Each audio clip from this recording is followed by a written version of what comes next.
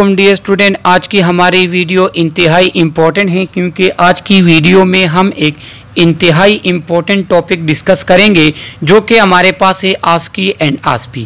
Khyber medical university और इसके साथ जितनी भी एफिलिएटेड इंस्टीट्यूट हैं उन इंस्टीट्यूट के लिए खैबर मेडिकल यूनिवर्सिटी ने अपने एग्ज़ाम पॉलिसी में एक चेंजेस लेकर आई हैं।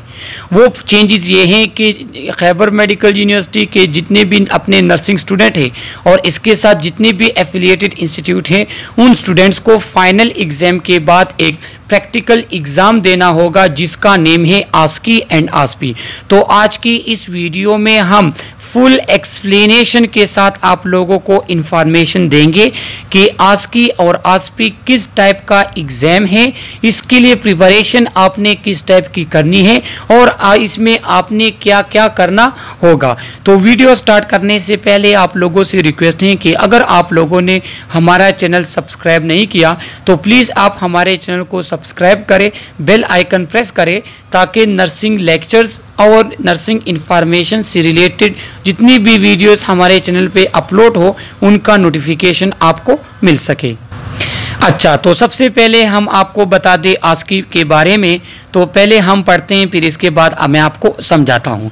पहला हमारे पास है ASCII and OSCE stand for Objective Structured Clinical Examination is a typical type of examination that is often used in health science, medicine, physical therapy, nursing, pharmacy, dentistry to test clinical skills, performance and competence that include knowledge, skills and attitude such as communication, clinical examination, medical procedure, prescription, clinical decision making, clinical thinking and reasoning etcetera. तो ASCII किसे कहते हैं? देखो, ये हमारे पास एक clinical examination है जो कि ऑब्जेक्टिव बेस्ड होता है। ऑब्जेक्टिव बेस्ड का मतलब ये है कि देखो, अगर हम FON की आस्की की बात करें जो फंडामेंटल ऑफ नर्सिंग है तो उसके अपने ऑब्जेक्टिव्स हैं, उसके अपने ऑब्जेक्टिव्स होंगे इस क्लिनिकल एग्जामिनेशन के लिए कि उसमें आपके हैंड वॉशिंग आते हैं, उसमें आपके वाइटल साइन चेक करने आते हैं, उसके में आपने जो है ना पेन वो आपने देखना होता है, उसके स्कोर देनी होती हैं। तो आपके पास क्या होगा कि आपके पास एक ऑब्जेक्टिव स्ट्रक्चर एग्जामिनेशन होती है लेकिन वो होती हैं क्लिनिकल। और ये हमारे पास जितने भी आपके जो फिजिकल थेरेपी वाले जो आपके पास फील्ड हैं, जो आपके पास MBBS मेडिसिन की जो फील्ड हैं, जो BDS डेंटल की जो फील्ड हैं, जो आपके पास नर्सिंग और फार्मेसी की जो फील्ड हैं, तो इसमें आपके पास इस तरह के एग्जाम्स होते हैं जिसमें दो चीज़ें देखी जाती हैं।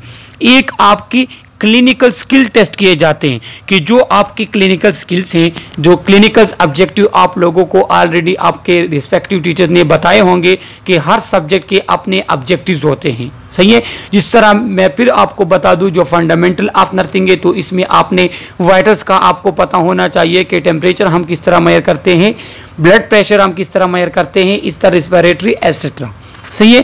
तो इसमें क्या किया जाता है, आपकी क्लिनिकल स्किल्स को टेस्ट किया जाता है, लेकिन इसके साथ तीन और चीज़ें भी देखनी होगी। एक आपकी नॉलेज। देखो, जब भी आप कोई स्किल परफॉर्म करोगे तो उसको आप तब परफॉर्म कर सकते हो जब आपके पास नॉलेज होगी। अब एक इस आस्की में क्या होगा कि आपके पास एग्जामिनर बैठा होगा, उसके सामने आपने एक वॉलंटियर स्टूडेंट का ब्लड प्रेशर मालूम करना है। तो इसके लिए क्या ज़रूरी है? इसके लिए ज़रूरी है कि आपके पास नॉलेज हो कि ब्लड प्रेशर क्या होता है।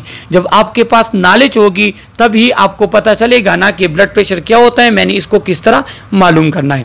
तो इसमें आपका ये देखा जाता है कि आपको उस प्रोसीजर या क्लिनिकल जो आपके पास वो स्किल है उसके बारे में आपकी नॉलेज क्या है, आपकी कितनी नॉलेज है, ये चीज़ देखी जाती है। इसके बाद आपके स्किल्स देखे जाते हैं। स्किल्स में क्या आता है कि जब आप ब्लड प्रेशर किसी पेशेंट का मेजर करते हो तो उसका आपने बेल्ट कहाँ पे बांधना है, BP कफ आपने उसका कहाँ पे बांधना है, उसका आपने स्टेथ कहाँ पे पेशेंट रखना है, उसके हैंड की पोजीशन क्या होनी चाहिए। तो इसमें आपके स्किल्स भी देखे जाएंगे। जो आस्की होता है इसमें आपकी नॉलेज भी चेक की जाती है कि आप नॉलेज वाइज कितने कॉम्पिटेंट हैं, आपकी स्किल्स भी देखी जाती हैं और आपका एटीट्यूड भी एटीट्यूड में क्या आता है? एटीट्यूड में ये आता है कि जब आप किसी पेशेंट को हैंडल करते हैं तो आप उसको किस अंदाज से हैंडल करते हैं। तो इसमें आपने ऐसा करना होगा कि जब भी आप कोई स्किल्स चेक करेंगे या स्किल्स परफॉर्म करेंगे फंडामेंटल ऑफ नर्सिंग के आस्की में, तो सबसे पहले मैं आपको एग्जांपल दूं ब्लड प्रेशर का। तो ब्लड प्रेशर के बारे में आपके पास नॉलेज होनी चाहिए, या जो भी प्रोसीजर आप कर रहे हैं उसके बारे में आपके पास नॉलेज होनी चाहिए, पहली बात। दूसरी बात, वो क्लिनिकल स्किल किस तरह परफॉर्म किए जाते हैं वो भी आपको पता होना चाहिए कि आपकी हैंड की पोजीशन क्या है, आपकी जो है बीपी कफ आपने कहाँ पे बांधना है, आपने स्टिथ को कहाँ पे किस पोजीशन में रखना है। तो आपको प्रैक्टिकल स्किल्स का पता होना चाहिए। उसके बाद क्या है आपका एटीट्यूड। देखो, कोई भी प्रोसीजर जब आप स्टार्ट करते हैं तो सबसे पहले आप जिस पेशेंट का जो भी स्किल्स वगैरह करना चाहते हैं या जिस पेशेंट का आप जो भी एग्जामिनेशन करना चाहते हैं, सबसे पहले आपने उसके साथ अपनी इंट्रोडक्शन करनी है। उसके बाद आपने पेशेंट को ब्रीफली एक समरी टाइप आपने उस प्रोसीजर के बारे में पेशेंट को ये बताना है कि मैं आपका ब्लड प्रेशर मालूम कर रहा हूँ, इस ब्लड प्रेशर मालूम करने का ये मकसद होता है और ये हम जो है 5 मिनट में आपका मालूम करेंगे, इससे ज़्यादा टाइम नहीं लगेगा। तो इसमें आपकी जो आस्की हैं ये आपका क्या है, ये आपका क्लिनिकल एग्जामिनेशन है जिसमें आपकी नॉलेज देखी जाती है, जिसमें आपके क्लिनिकल स्किल्स देखे जाते हैं और इसमें आपके एटीट्यूड देखा जाते हैं कि आप जो हैं क्लिनिकल डिसीजन मेकिंग किस तरह करते हैं, आपकी जजमेंट किस तरह है, आपकी रीजनिंग थिंकिंग किस तरह है, आप किस तरह किसी पेशेंट के साथ क्या करते हो, बिहेव करते हो, आपका एटीट्यूड क्या है। तो आस्की में आपने इस तरह करना होगा कि उसमें आपके क्लिनिकल स्किल्स देखे जाएंगे। एग्जामिनर बैठा होगा, उसके पास चेकलिस्ट होगी, जो चेकलिस्ट आखिर में मैं आपके साथ शेयर करता हूं और आपके के पास जो है खैबर मेडिकल यूनिवर्सिटी की तरफ से हर इंस्टीट्यूट को वो चेकलिस्ट सेंड हुए हैं जो कि हर एक स्टूडेंट के पास मौजूद हैं। तो वो चेकलिस्ट आपके एग्जामिनर के पास होगा। तो जब आप उसके सामने बैठेंगे, आपके पास साथ जो है एक वॉलंटियर स्टूडेंट होगा। तो जब आप उसकी बीपी मालूम करेंगे तो जितने भी चेकलिस्ट में आपके पॉइंट्स हैं उन तमाम पॉइंट्स को वो एग्जामिनर देखेगा कि आया वो आप तमाम पॉइंट्स को क्या करते हो, उसको परफॉर्म करते हो या नहीं करते। मतलब आप आ गए डायरेक्ट, आपने पेशेंट को बीपी कफ बांध दिया, ब्लड प्रेशर आपने उसका चेक कर लिया, आपने नोट किया, तो ये आपका फुल प्रोसीजर नहीं है। सबसे पहले जब आप जाएंगे आपने उसके साथ सलाम करना है, उसके बाद आपने अपनी इंट्रोडक्शन करानी है, उसके बाद आपने क्या करना है, उसको वो प्रोसीजर थोड़ा बहुत समझाना है, वो प्रोसीजर परफॉर्म करना है, उसके बाद आपने क्या करना है, आपका प्रोसीजर ख़त्म होगा। तो जो प्रॉपर वे ऑफ जो आपका पास चेकलिस्ट है उस तमाम चेकलिस्ट को आपने क्या करनी, उसको आपने ओबे करना होगा कोई भी क्लिनिकल स्किल्स परफॉर्म करने के लिए। तो ये आ जाता है आपके आस्की में। इसके बाद सेकंड हमारे पास है आस्पी। The objective structured practical examination is used as an objective instrument for assessment of laboratory exercise in pre clinical sciences. इसमें क्या होता है, इसमें आपके जितने भी लेबॉर्ट्री के प्रोसीजर हैं, यहाँ पे अगर मैं आपको एक एग्जांपल दूं कि इसमें क्या होगा, इसमें आपके ऑब्जर्व सेशन होंगे और नॉन ऑब्जर्व सेशन होंगे। ऑब्जर्व सेशन में ये होगा कि आपके सामने अगर एनाटॉमी एंड फिजियोलॉजी की हम बात करें तो आपके सामने एक स्केच बना होगा जिसमें आपने क्या करने, जिसमें आपने 9 क्वाड्रेंट्स को डिफ्रेंशिएट करना होगा, जो कि एनाटॉमी एंड फिजियोलॉजी में आप पढ़ चुके होंगे कि आपके पास 9 क्वाड्रेंट्स कौन कौन से हैं। उसमें आपसे ये भी पूछा जाता है कि लीवर आपके किस क्वाड्रेंट में आता है, तो वो आपने फिर मेंशन करना होगा कि इस क्वाड्रेंट में लीवर आता है, इसमें हमारे पास क्या आते हैं, अपेंडिक्स आता है, इसमें हमारे पास स्प्लीन आता है। तो ये क्या, उसको आपने मार्क करना है। तो आपके ऑस्पी में इस तरह के प्रैक्टिकल एग्जाम्स होंगे, प्रैक्टिकल ये आपके पास एग्जामिनेशन है। इसके बाद अगर हम बायोकेमिस्ट्री की बात करें तो वहाँ पे आपके पास डिफरेंट टाइप आपके टेस्ट हैं जो आपके साथ आपके इंस्टीट्यूट में हुए हैं, जो हमारे पास बेंडेड सोल्यूशन टेस्ट हमारे पास आ जाता है। इसके साथ आपके जो अल्कीन के अपने रिएक्शंस होते हैं, जो हमारे पास acid base reaction, neutralisation reaction होते हैं, तो वो आपने क्या करने होंगे, उस तरह के आपसे टेस्ट जो है वो परफॉर्म कर सकते हैं वहाँ के लैब में ऑस्पी के एग्जामिनेशन में।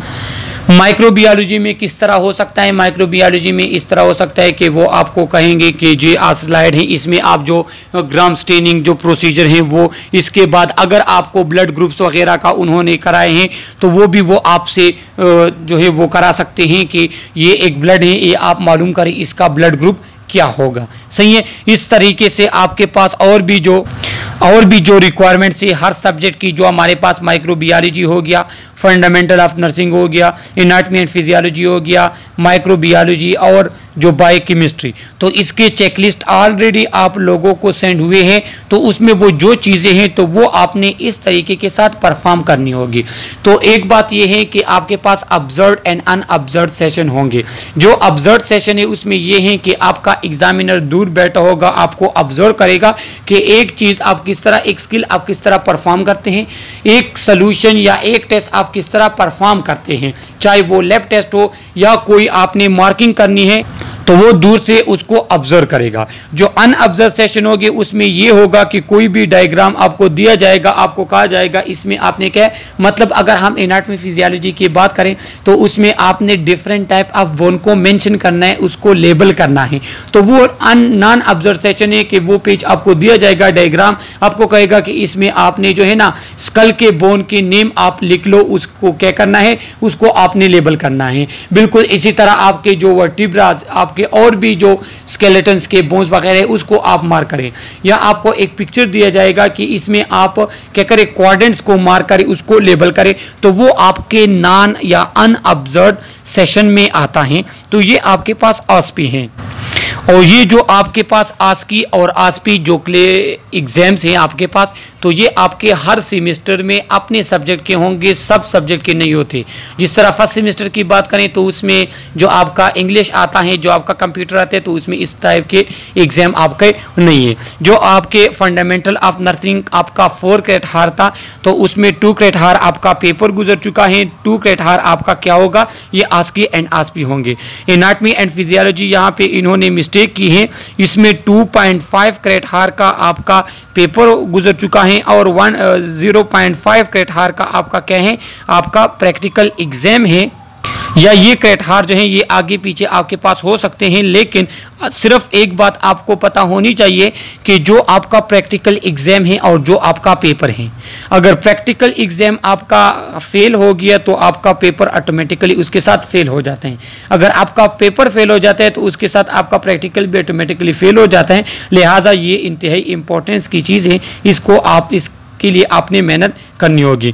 जो माइक्रोबायोलॉजी है तो वो हमारे पास 3 क्रेडिट हार का पेपर होता है, तो उसमें 2.5 क्रेडिट हार आपका पेपर गुजर चुका है और 0.5 क्रेडिट हार आपका क्या होगा, वो आपका क्लिनिकल एग्जाम होगा, प्रैक्टिकल एग्जाम होगा। बायोकेमिस्ट्री का क्या है, उसका आपका 2 क्रेडिट हार का पेपर गुजर चुका है और 1 क्रेडिट हार का आपका प्रैक्टिकल एग्जाम होगा।